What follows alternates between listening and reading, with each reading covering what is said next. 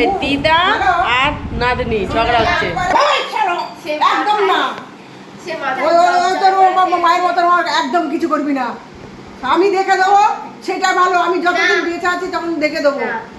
নিজেরা কোনো কিছু করবি না। এই যে করেছিল, কি অবস্থা হয়েছে, তোমরা করবি না। হ্যাঁ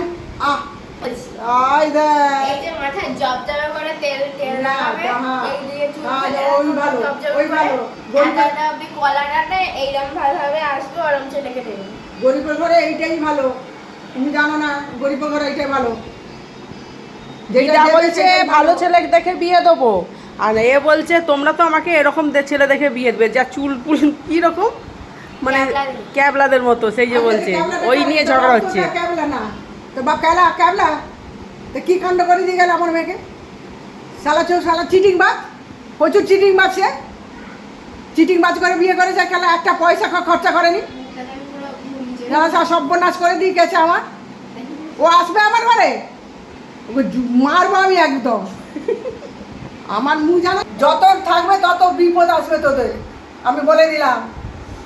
আজকে তোর বাপটা আজকে ছেড়ে দিয়ে চলেছে, খবরটা জানি তোর বাবা এখানে না ঢুকে। টঙে বসে নাতনি আর দিদা ঝগড়া। যাই হোক, দিদা নাতনির ঝগড়া দুর্দান্ত লাগে, ভালো লাগে। এই যে